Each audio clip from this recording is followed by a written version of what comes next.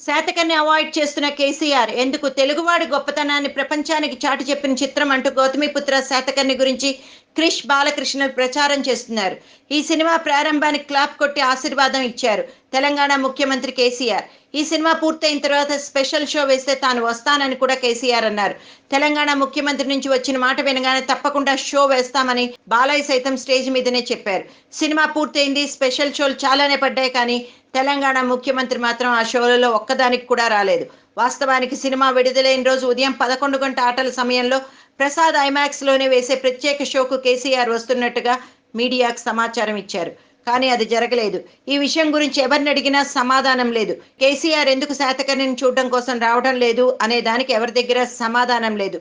బిజీగా ఉన్నారని చెప్పే మాటల్లో కూడా వాస్తవం లేదు అంటున్నారు. ఎందుకంటే కేసీఆర్, చిరు, బాలకృష్ణ ఇద్దరితో పెద్దగా అవసరం లేదు. ఒకరు టీడీపీ అయితే మరొకరు కాంగ్రెస్ మనుషులు. ఇద్దరు వ్యతిరేక ప్రతిపక్ష పార్టీ వారే. సో ఒకరి సినిమా చూసి మరొకరిది చూడకపోతే బాగోదు కదా. సంక్రాంతి టైంలో ఇద్దరు ప్రముఖుల సినిమాలు విడుదలయ్యాయని, శాతకర్ణి చూస్తే చిరు 150 స్పెషల్ మూవీ ఖైదీ సినిమాను చూడకపోతే ఇబ్బందిగా ఉంటుందని, అందుకే శాతకర్ణి కేసీఆర్ స్కిప్ చేసినట్లుగా చెప్తున్నారు.